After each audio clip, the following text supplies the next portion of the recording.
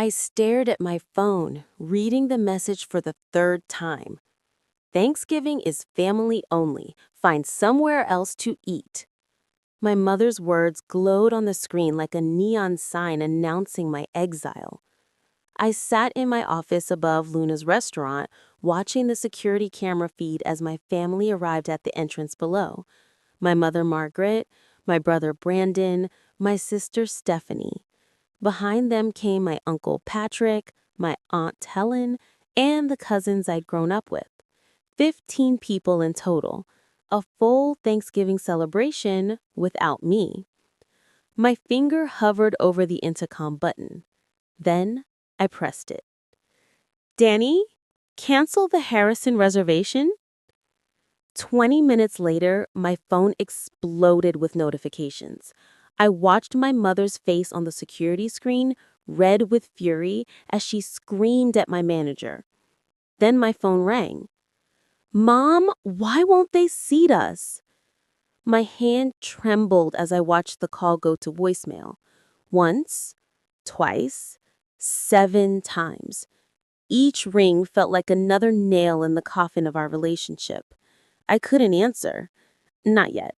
Not when my heart was pounding so hard I could hear it in my ears. The security footage showed my mother gesturing wildly at Danny, my restaurant manager. Her mouth moved rapidly. I knew that look, that "how dare you embarrass me" face. I'd seen it countless times growing up. I pulled up the text message again. Thanksgiving is family only. Find somewhere else to eat. But there was more. I scrolled up to the message from this morning, the one that had started this whole nightmare. We're having Thanksgiving at Luna's. Just the real family. You've made your choice. Real family. The word stung like acid. What choice had I made? 3 months ago, I'd asked to borrow $20,000 from our family savings fund to open Luna's. My mother had looked at me as if I'd asked to burn down her house. Restaurants fail, Ariel, she said, her voice dripping with disappointment. You have a nursing degree, a good, stable career. Why would you throw that away? I'm not throwing anything away, Mom. I'm following my dream. Your dream. She laughed, but there was no humor in it. Your dream is going to leave you broke and desperate. And don't come crying to me when it does. But I opened Luna's anyway. I worked 18-hour days for 3 months. I perfected every recipe, trained every staff member, built relationships with local suppliers, and it paid off. Luna's was thriving. We were booked solid every weekend. Food critics loved us. Customers left glowing reviews. My mother never came. Not once.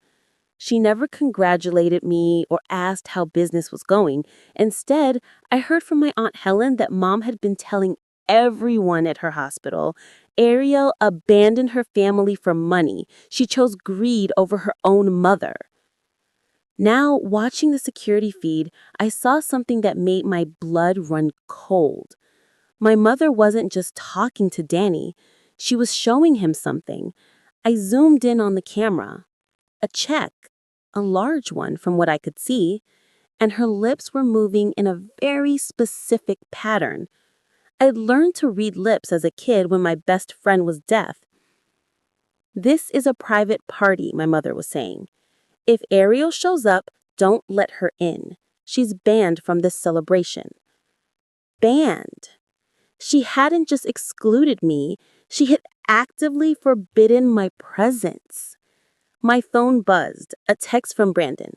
What the hell, Ariel? You're embarrassing Mom in front of everyone. Then Stephanie. You're so petty, this is why nobody wants you around. I felt tears prick my eyes, but I blinked them away. No, I wouldn't cry, not over this. My phone rang again. Uncle Patrick this time. I answered. Ariel Marie Harrison, what is wrong with you? Your mother planned this beautiful family dinner and you're turning her away on Thanksgiving? Uncle, Uncle Patrick, she told me to find somewhere else to eat. She didn't want me there. That's not what she told us. She said you were too busy with your restaurant to join the family. She said you'd chosen work over Thanksgiving. We felt sorry for her, Ariel, a mother abandoned by her daughter on the holidays. This is Robert Chen from First National. We received several complaints about your business today. In light of the negative publicity, we need to schedule a meeting to review your loan terms. What does that mean? It means we need to assess whether Luna's remains a viable investment for the bank.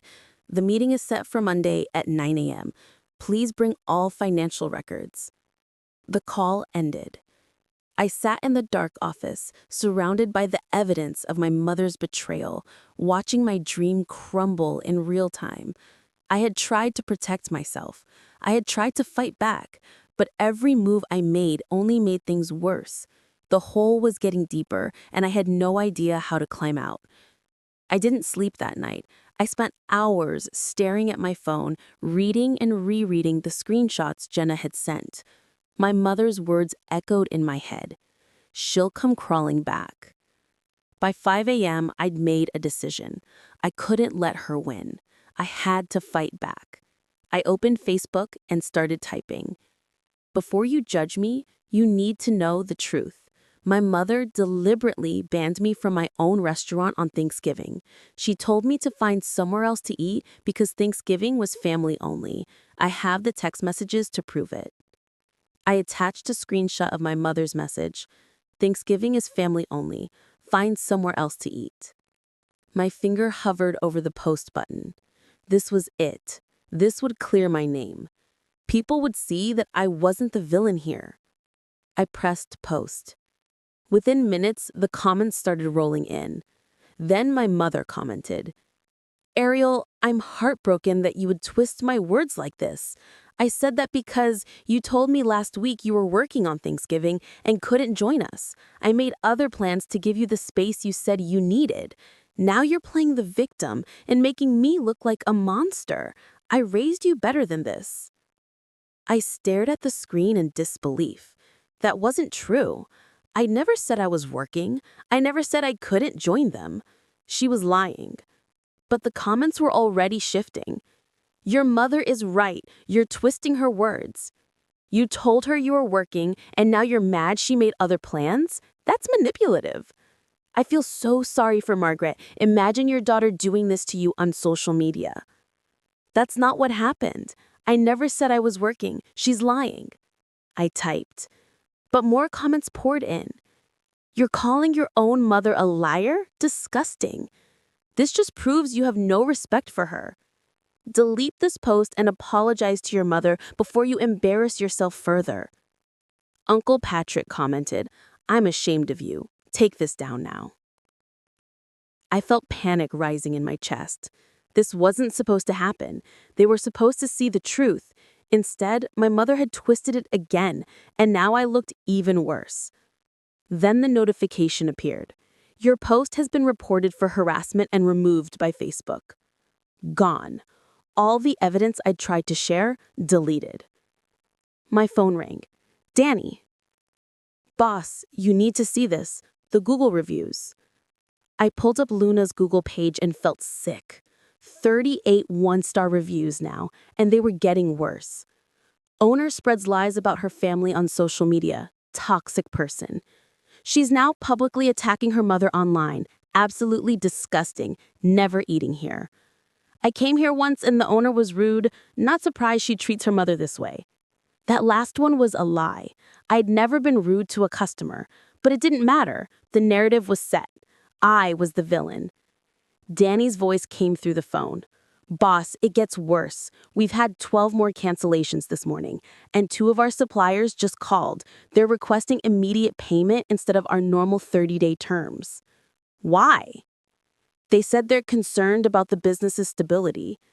I checked my bank account. After paying for food inventory and next week's payroll, I had enough to operate for maybe 3 more weeks. If the cancellations kept coming, I wouldn't make it that long. Another call came in. The landlord. "Miss Harrison, I've been receiving complaints about your business from other tenants in the building. They're concerned about the negative publicity affecting the property's reputation. I need to discuss your lease terms. What does that mean?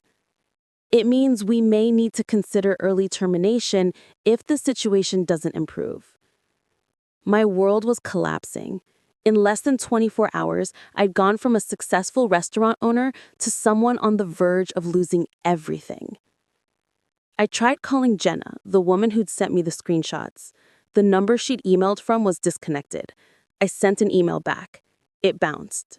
Address not found. Either Jenna had given me a fake contact or she disappeared. Either way, my only evidence was gone. Or was it?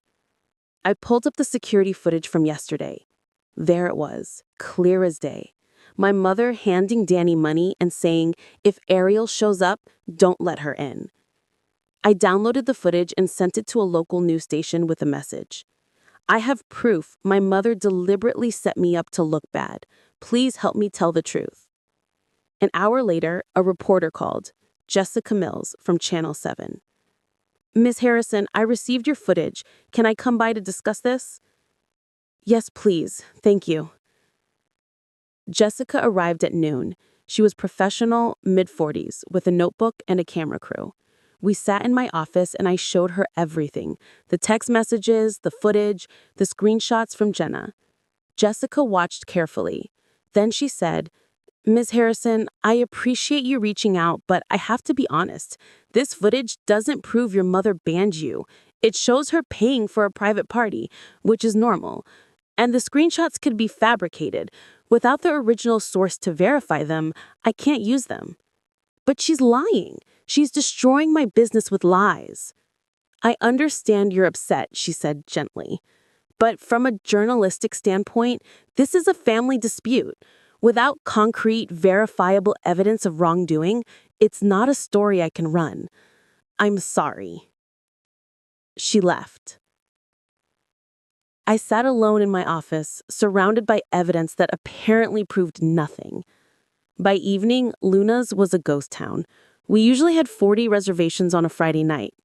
Tonight, we had 3 tables. 3. The staff stood around nervously, glancing at each other. Finally, Danny pulled me aside. Boss, I need to talk to you. 2 of the servers gave their notice today. They said they can't afford to work somewhere that might close soon. And I'm worried about making rent next month if business doesn't pick up. Danny, I'll fix this. I promise.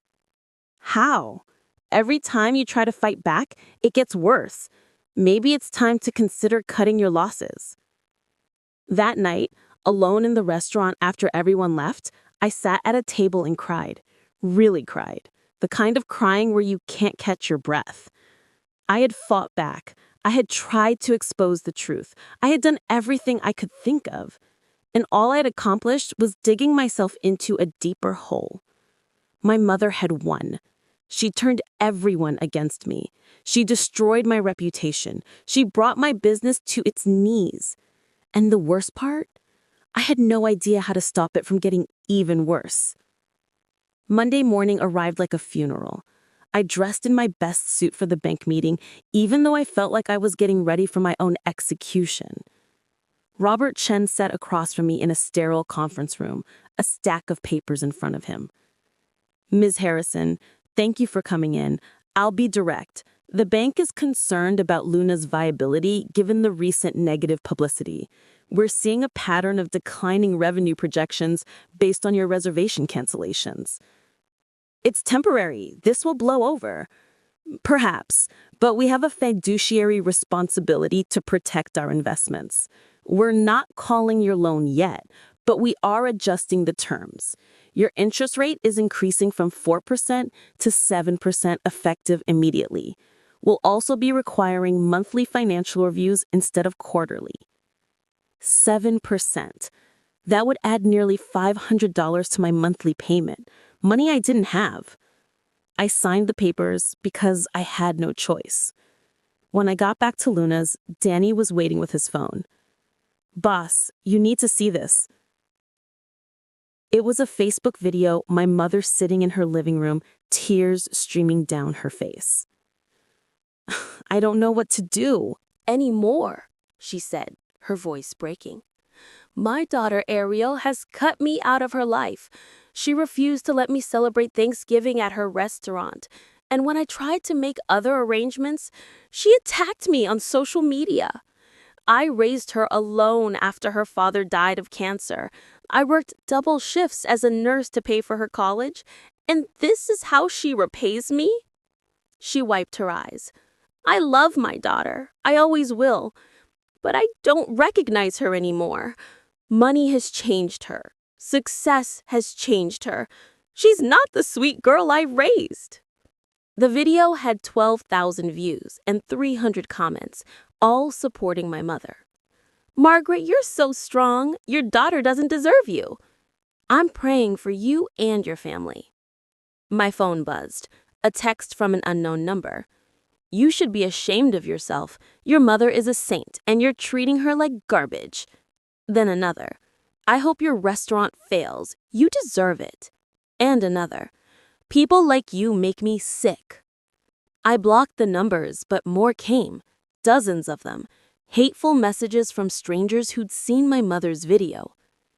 That afternoon, a newsman pulled up outside Luna's. But it wasn't Jessica Mills. It was a different station, Channel 12. The reporter, a young man named Marcus Webb, knocked on the door. Ms. Harrison, we're doing a story on family conflicts in the restaurant industry. We'd love to get your perspective on the situation with your mother. I should have said no. I should have closed the door, but I was desperate. Come in. The interview lasted 20 minutes. I explained everything. The text messages, the band, the setup. Marcus nodded sympathetically, took notes, and asked thoughtful questions. That night, the story aired. The headline read, Local restaurant owner in bitter feud with mother. They used 8 seconds of my interview. 8 seconds where I said, my mother has been manipulating this situation from the beginning. Then they showed 4 minutes of my mother's tearful video. The news anchor concluded, a sad situation where family bonds have been broken over business disagreements. Margaret Harrison declined to comment further, saying she hopes her daughter will one day understand the pain she's caused. I turned off the TV and threw the remote across the room. My phone rang. My landlord. Ms. Harrison, I'm sorry, but I've received a petition from the other businesses in this building. They're requesting that I terminate your lease due to the negative attention your restaurant is bringing to the property. I'm legally obligated to give you 60 days notice, but I wanted to inform you that I'll be proceeding with eviction. You're evicting me? I don't have a choice. The other tenants have valid concerns about their businesses being affected by yours. 60 days. I had 60 days to save Luna's or lose everything. That weekend was a nightmare. Saturday night, we usually served 120 dinners. This Saturday, we served 18. Sunday morning, I got the email I'd been dreading from the law offices of Patricia Whitmore. We represent Margaret Harrison in the matter of defamation and emotional distress caused by Ariel Harrison. My mother was suing me for $250,000, the exact value of my restaurant. The letter outlined her claims that I'd publicly defamed her, caused her severe emotional distress, and destroyed her reputation in the community. It included a settlement offer, drop all accusations, close Luna the restaurant, issue a public apology, and pay $15,000 in damages. Otherwise, they'd proceed to court. I called a lawyer. The consultation cost $300 I didn't have. The lawyer, a tired-looking man named David Ross, reviewed the papers. Ms. Harrison, I'll be honest. Even if you win this case, which is far from certain, the legal fees will bankrupt you. A case like this could drag on for a year, maybe 2. You're looking at $50,000 to $70,000 in legal costs minimum. Your restaurant can't survive that. So what do I do?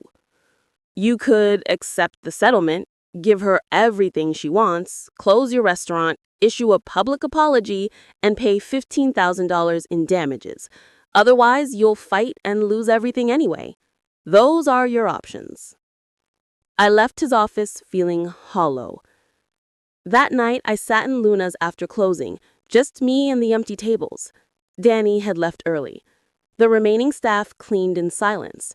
Nobody made eye contact with me anymore. My phone buzzed. A text from an unknown number. "I'm a former patient of your mother. I saw the news. We need to talk. Please call me.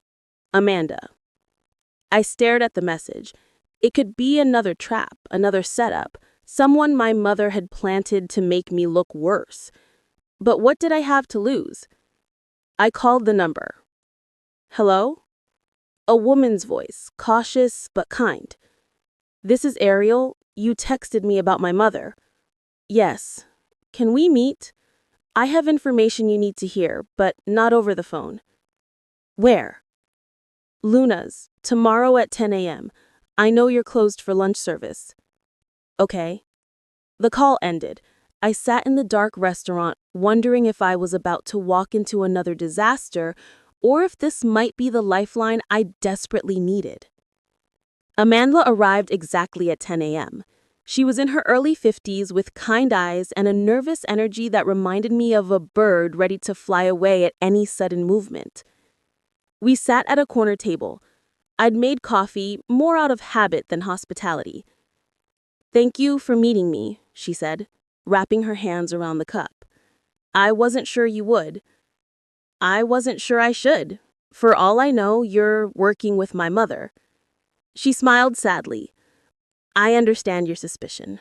If I were you, I'd feel the same way. But I promise you, I'm probably the last person your mother would want you to talk to." "Why is that?" Amanda took a deep breath. 10 years ago, your mother was my nurse at General Hospital. I was there for a routine surgery, nothing major, gallbladder removal. Your mother was responsible for administering my post-surgery medications." She paused, staring into her coffee. "She gave me the wrong dosage, 10 times the amount I should have received. I went into cardiac arrest. I was clinically dead for 2 minutes. The doctors managed to save me, but I have permanent heart damage now." I felt my stomach drop. Oh my God. When I woke up and found out what happened, I wanted to file a complaint, but the hospital convinced me not to. They said it would be my word against the respected nurses. They offered me a settlement, $50,000, and promised they'd handle it internally. I was young and scared. I took the money. "What happened to your mother?" "Nothing at first, but I found out later the hospital did investigate quietly. They discovered she'd made similar errors before. Not as severe, but a pattern. They transferred her to a different department. No official reprimand, no note in her record, just quietly moved her away from direct patient care." "Why are you telling me this now?" "Because I saw her on the news crying about how you wronged her, and it made me sick. Your mother is a master manipulator. Ariel, what she did to me, she's doing to you. She makes herself the victim. She turns everyone against the person who dares to question her. And she gets away with it because she's very, very good at playing the role of the wounded party." Amanda reached into her purse and pulled out a folder. "I'm not the only one. After seeing the news coverage, I reached out to some people who might have similar stories. 3 of them agreed to talk to you." She opened the folder. Inside were contact names and numbers. "This woman, Patricia Moore, was your mother's supervisor at the hospital. Your mother got her fired by filing false complaints about workplace harassment. She tried to fight it, but your mother had already convinced the entire staff that Patricia was the problem. This man, Nathan Cole, was your mother's colleague. He witnessed one of her medication errors and reported it. Your mother accused him of stealing drugs from the pharmacy. He was investigated, cleared eventually, but his reputation was destroyed. He had to leave the medical field entirely. And this woman, Rachel Foster, was your mother's best friend for 15 years. When Rachel refused to lie for your mother during an investigation, your mother cut her off and told everyone Rachel had. She stole money from her, Amanda continued. Rachel lost half her friend group and had to move to another city to escape the gossip. I looked at the names, my hands trembling. Do you have proof of any of this? Some. Patricia has emails. Nathan has copies of the investigation records. Rachel has text messages. It's not perfect, but it's something. Why didn't any of you come forward before? Amanda's eyes filled with tears. Because we were scared. Your mother is connected. She knows people. She's respected in the medical community. Who would believe us over her? But watching what she's doing to you made me realize that if we don't stop her, she'll just keep destroying people. She pushed the folder across the table. Call them. Hear their stories. Then decide what you want to do with this information. After Amanda left, I sat staring at the folder for a long time. Part of me wanted to burn it. If I used this information, I'd be destroying my mother's career, her reputation, everything she built. But then I thought about Patricia, Nathan, and Rachel, people whose lives my mother had ruined without hesitation. I called the first number, Patricia Moore. She answered on the second ring. Hello? Ms. Moore? My name is Ariel Harrison. Amanda gave me your number. Ariel? Yes. Amanda told me you might call. I'm so sorry for what your mother's putting you through. Amanda said you worked with my mother. I was her supervisor for 3 years, the best and the worst 3 years of my career. Her laugh was bitter. Your mother is brilliant at her job when she wants to be, but she can't handle criticism or anyone questioning her decisions. What happens between you two? I caught her altering patient charts to cover up a medication error, not a major one, but serious enough to report. I confronted her privately, gave her a chance to admit it and correct it. She denied everything. 2 days later, she filed a complaint with HR saying I'd been sexually harassing her. It was a complete fabrication, but she was convincing. She cried in meetings. She had witnesses who claimed to have seen me making inappropriate comments. All lies, but detailed, believable lies. HR investigated for 6 months. I was suspended without pay. Even after they cleared me, the damage was done. Everyone at the hospital looked at me differently.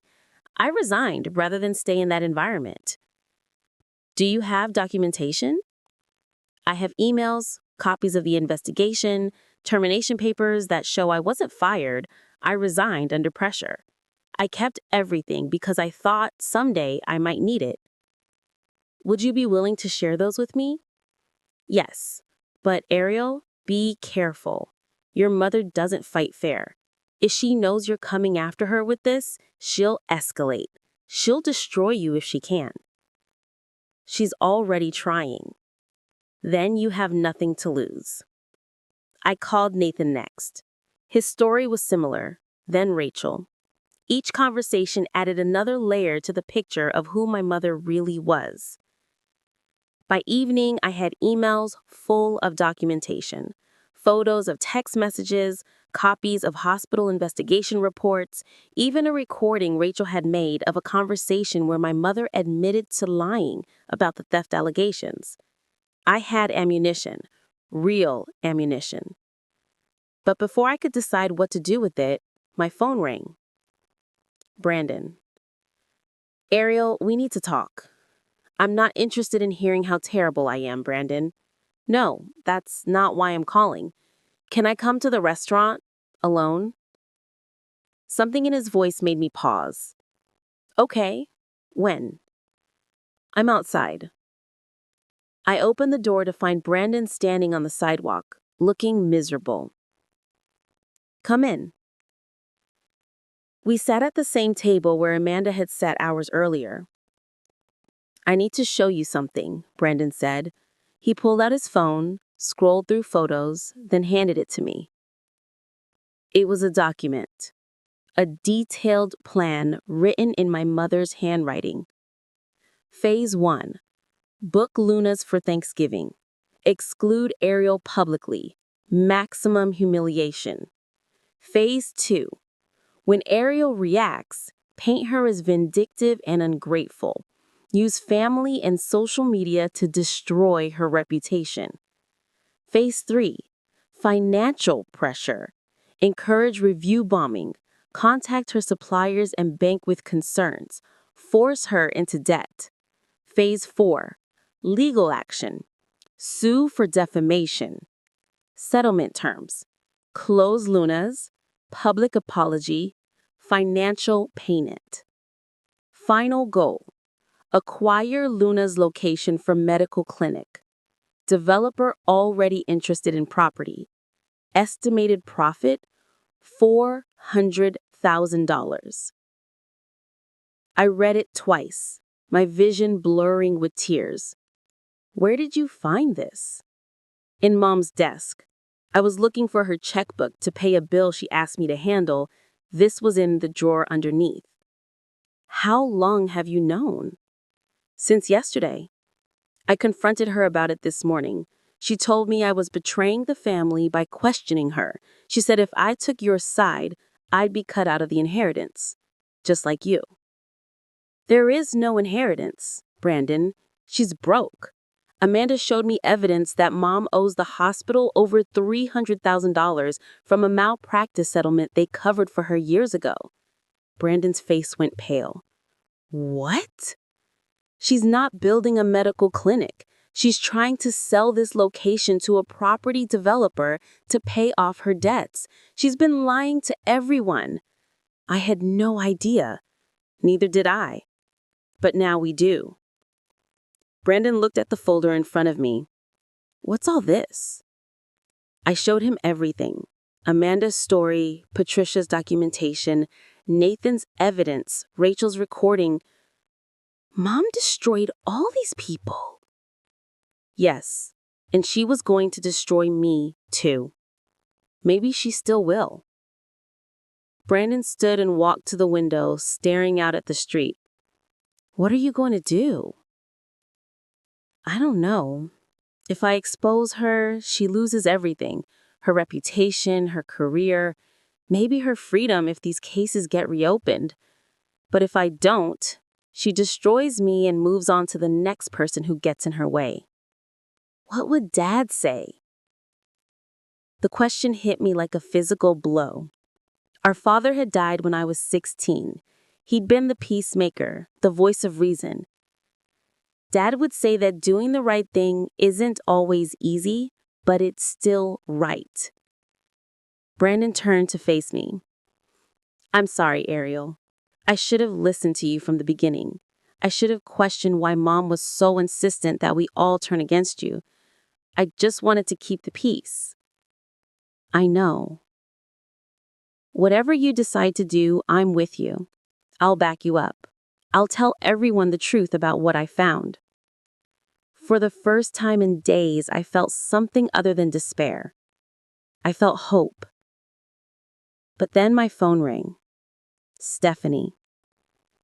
Ariel, Mom knows Brandon is at your restaurant. She's freaking out.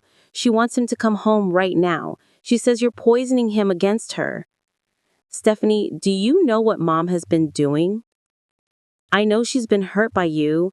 I know she's trying to protect this family from your selfishness. That's not true. She's been lying to all of us. Brandon found proof. She planned this entire thing to destroy me and steal my restaurant. You're lying. Mom would never do that. Ask Brandon yourself. There was a pause, then Stephanie's voice smaller. Is that true, Brandon? My brother took the phone. Yeah, Steph. It's true. I found her plan, written in her own handwriting. She's been manipulating all of us. I heard crying on the other end. Then the line went dead. 10 minutes later, my phone buzzed. A text from an unknown number. This is Stephanie from my friend's phone. I need to meet you, but not at the restaurant. Mom has people watching it. There's a coffee shop on Riverside. Tomorrow, 7 a.m. Okay. That night, I barely slept. I kept thinking about my father, about what he would want me to do, and slowly a plan formed in my mind. Not revenge, not destruction. Something else. Something my father would approve of. I arrived at the coffee shop at 6:45 a.m., deliberately early. The place was nearly empty, just a few regulars with laptops and newspapers. Stephanie walked in at 7 sharp. She looked terrible. Dark circles under her eyes, hair pulled back in a messy ponytail, wearing sweatpants and a hoodie, not the put-together younger sister I was used to seeing.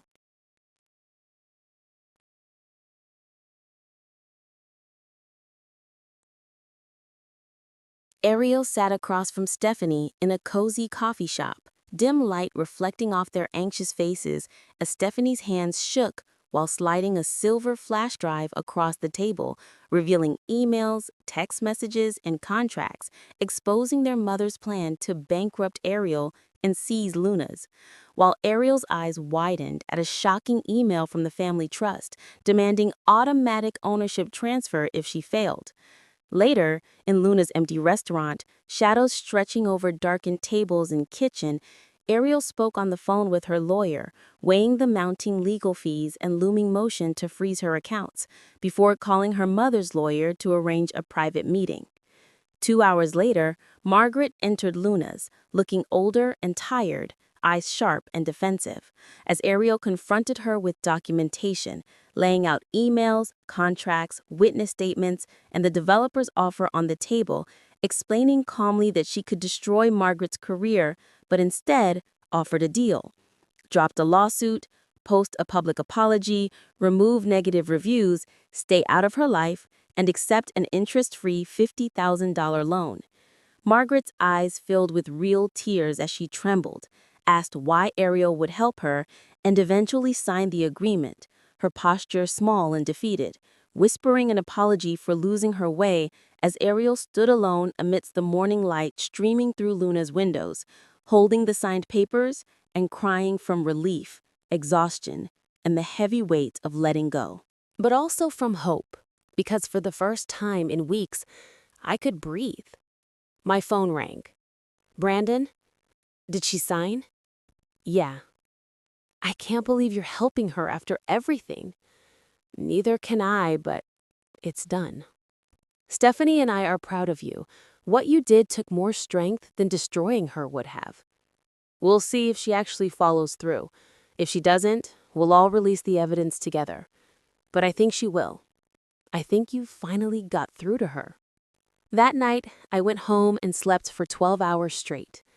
The apology went live at 8 a.m. Tuesday morning. To my daughter, Ariel, and to everyone who has been following this painful situation, I need to admit that I was wrong. I misunderstood Ariel's intentions regarding our Thanksgiving plans and allowed my hurt feelings to cloud my judgment. I said things that weren't true. I encouraged others to judge her unfairly. Ariel did not refuse to serve me at her restaurant. I created a situation that made it look that way because I was angry and wanted to hurt her the way I felt she'd hurt me. That was wrong. Ariel has been nothing but gracious and kind, even when I didn't deserve it. I'm deeply sorry for the pain I've caused her and for the damage to her business. If you left a negative review of Luna's because of my actions, I ask that you please remove it. My daughter deserves better than what I've given her. I hope someday she can forgive me. Margaret Harrison. Within an hour, the comments started pouring in, but this time, they were different. Thank you for being honest, Margaret. It takes courage to admit when you're wrong. I'm glad you and Ariel are working things out. Family is precious. I removed my review. I'm sorry, Ariel. The Google reviews started disappearing, one by one. The one-star reviews that had destroyed my rating vanished. By noon, Luna's was back up to 4.7 stars. My phone rang constantly. Customers who'd canceled reservations called to rebook. Suppliers apologized and restored our normal payment terms. Even the landlord called. Miss Harrison, in light of recent developments, the other tenants and I have discussed the situation. We'd like to withdraw the eviction proceedings. We're sorry for jumping to conclusions. But the biggest surprise came from Channel 7. Jessica Mills, the reporter who had initially turned me down, called personally. Ariel, I saw your mother's apology. I want to do a follow-up story if you're willing, about how you and your family worked through this conflict. A positive piece about reconciliation and forgiveness. I appreciate it, but I think we've all had enough publicity. I understand, but if you change your mind, the offer stands. Danny arrived at the restaurant around 2 p.m. with the biggest smile I'd seen in weeks. Boss, you're not gonna believe this. We're fully booked for the next 3 weekends, and I've got a waiting list for Friday night that's already at 40 people. 40! The apology went viral. People are calling it the most honest thing they've seen on social media in years. They want to support you. They want to eat at the restaurant owned by the woman who chose kindness over revenge. I didn't know whether to laugh or cry, so I did both. That evening, Brandon and Stephanie came by. We sat at a table in the empty restaurant before dinner service started. "How are you holding up?" Brandon asked. "Honestly, I'm exhausted, but I'm okay." Stephanie handed me an envelope. "This is for me. It's not much, but I got a part-time job as a legal assistant. First paycheck. I want to invest in Luna's, as a real investor, not as charity, because I believe in what you're building." I opened the envelope. A check for $500. "Stephanie, you need this for school." "I need my sister more. Take it." Brandon pulled out his phone. "I've been documenting everything on my social media, the whole story, not to trash Mom, but to show what real accountability looks like. A lot of my followers are asking how they can support Luna's. I was thinking we could do a special event, a family reconciliation dinner. Me, you, Stephanie, show people that healing is possible." "What about Mom?" "I think that's up to you. Do you want her there?" I thought about it. "Not yet. Maybe someday, but right now I need space to rebuild." They both nodded, understanding. The next morning, I got an email from an unexpected source. Patricia Moore, the supervisor my mother had destroyed. "Dear Ariel, I saw your mother's apology. I also saw how you handled the entire situation with grace and strength. I want you to know that I'm not pressing charges or pursuing any legal action against your mother. What you did, offering her a way forward instead of destruction, inspired me. If you can forgive that deeply, I can let go of my anger too. Thank you for showing me what real strength looks like. Patricia."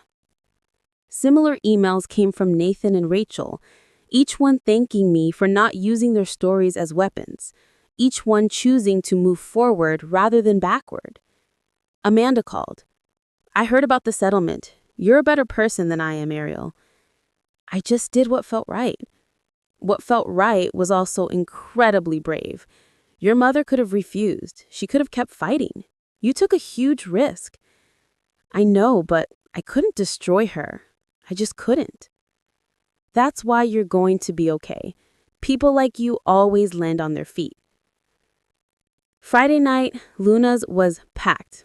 Every table full, the kitchen running at full capacity. Danny managed the floor like a conductor leading an orchestra. I stood in the kitchen doorway watching the organized chaos and felt something I hadn't felt in weeks. Peace. My phone buzzed. A text message from an unknown number. "This is your mother from a new phone. I know you said no contact unless you reached out first, but I wanted you to know I completed all the calls. Every person has been contacted. Most removed their reviews. Some told me what they thought of me, and I deserved every word. I'm starting therapy next week, not because you asked me to, but because I need to figure out how I became someone I don't recognize. Thank you for the loan. I'll pay you back. And thank you for not destroying me when you could have. You're a better person than I ever taught you to be. That's all your father's influence. I won't contact you again unless you want me to, but I hope someday you do. I love you, Mom. If I was ever ready. The dinner rush continued until almost 11 p.m. When the last customer left, the staff gathered around the bar. Danny raised a glass. To the boss, the toughest person I know. To Ariel, they echoed. We drank together, and for the first time since Thanksgiving, I felt like I was home. Later that night, after everyone had left, I stood in the empty restaurant one more time. I thought about my father, about the lessons he taught me, about choosing kindness even when it was hard, especially when it was hard. I pulled out my phone and sent a text to Brandon and Stephanie. How would you two feel about having Thanksgiving at Luna's next year? Just us. No drama, no expectations. Just family. Both responded within seconds. I'm in. Absolutely. I smiled. Next year, a new beginning. A real family Thanksgiving. But first, I had a restaurant to run. 6 months have passed from that devastating Thanksgiving. 6 months since my mother tried to destroy me, and I chose to save her instead. Luna's is thriving. We expanded our hours, hired 3 new staff members, and got featured in the city's top food magazine as the restaurant with heart. The reviewers said our food was excellent, but what made Luna special was the story behind it, a story about choosing forgiveness over revenge. I paid off the bank loan early with the surge in business. The landlord apologized so profusely he reduced our rent by $200 a month. Some of the customers who had originally canceled their reservations have become regulars, telling me they respect how I handled the situation. My mother kept her word. She's been in therapy for 6 months. She got a job at a small community clinic doing less stressful work. She's making payments on the loan, $50 a month, which is what she can afford. I don't need the money, but I accept it because I know she needs to feel like she's making amends. Brandon stopped by last week with news. He's engaged. He wants to have the wedding reception at Luna's. Stephanie graduated law school and passed the bar exam. She's working for a firm that specializes in medical malpractice cases, helping people who've been hurt by the kind of cover-ups our mother used to participate in. We've had dinner together a few times, me, Brendan, and Stephanie. No mother, not yet. We're taking it slow. Healing doesn't happen overnight. But last week, something happened that changed things. I got a letter, handwritten in my mother's careful script. I've read that letter every day for a week. And yesterday, I did something I didn't think I was ready for. I texted her. Coffee next Tuesday, 10 a.m. at Riverside Coffee. She responded within seconds. I'll be there. Thank you. I don't know what Tuesday will bring. I don't know if we can ever rebuild what was broken, but I know I have to try. Not for her, for me. Because holding on to anger was killing me slowly, and letting it go set me free. The lessons I learned through this nightmare are ones I'll carry forever. Family isn't just who you're related to by blood. It's who stands by you when things get hard. Brandon and Stephanie proved that. Danny and my staff proved that. Amanda, Patricia, Nathan, and Rachel proved that. Standing up for yourself isn't selfish, it's necessary.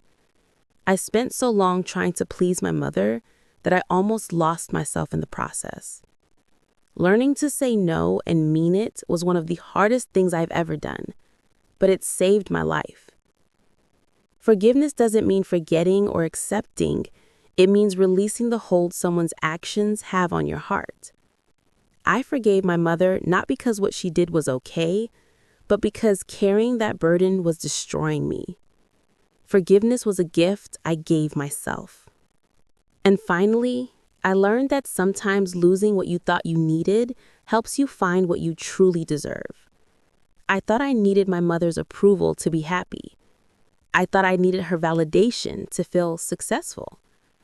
But losing her forced me to find my own strength, my own worth, my own path. Today is Thanksgiving again. 1 year since the text message that nearly destroyed me. This year, we're doing things differently. I'm hosting dinner at Luna's.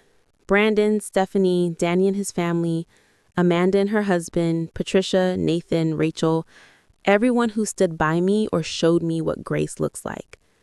And yes, my mother. She'll be there too, at a table in the corner, quiet and humble, trying to earn her way back into this family she nearly destroyed. I'm making all of my father's favorite dishes. Turkey with sage stuffing, honey glazed carrots, cranberry sauce from scratch, pumpkin pie with real whipped cream. Before we eat, I'll ask everyone to share what they're grateful for. And when it's my turn, I'll say this. I'm grateful for hard times that taught me who I really am. I'm grateful for betrayal that showed me the value of real loyalty. I'm grateful for the people who stood by me when it would have been easier to walk away. I'm grateful for the strength I didn't know I had until I needed it. And I'm grateful that sometimes losing everything helps you understand what truly matters. This restaurant, Luna's, is named after my father's favorite saying, "Even in the darkest night, the moon still shines." He'd say that when things got tough, when he was sick and we were all scared, when money was tight and we didn't know how we'd pay the bills. Even in the darkest night, the moon still shines. My darkest night taught me that he was right. Even when everything seemed lost, there was still light, still hope, still possibility. So here's my message to anyone listening to this story. If someone is trying to destroy you, don't become them to survive. Find another way. If family is toxic, it's okay to create distance. Love yourself enough to protect your peace. If you're being manipulated, trust your instincts. The truth always finds a way to the surface. And if you're facing your own darkest nights, remember, you're stronger than you think. The people who truly love you will stand beside you. And sometimes the greatest victory isn't destroying your enemy, but refusing to let them destroy you. Now, I want to hear from you. Have you ever had to stand up to a family member who was hurting you? How did you handle it? What would you have done in my situation? Drop your thoughts in the comments below. I read every single one. And if this story resonated with you, if it helped you feel less alone in your own struggles, please hit that like button. Subscribe to this channel for more real-life stories about overcoming betrayal, finding strength, and choosing grace over revenge. Share this with someone who needs to hear it, someone who's fighting their own battle right now. Thank you for listening to my story. Thank you for being here. Thank you for reminding me that vulnerability and honesty matter. I wish you all a Thanksgiving filled with real family, genuine love, and the courage to choose your own path. Remember, even in the darkest night, the moon still shines. Until next time, take care of yourselves and each other.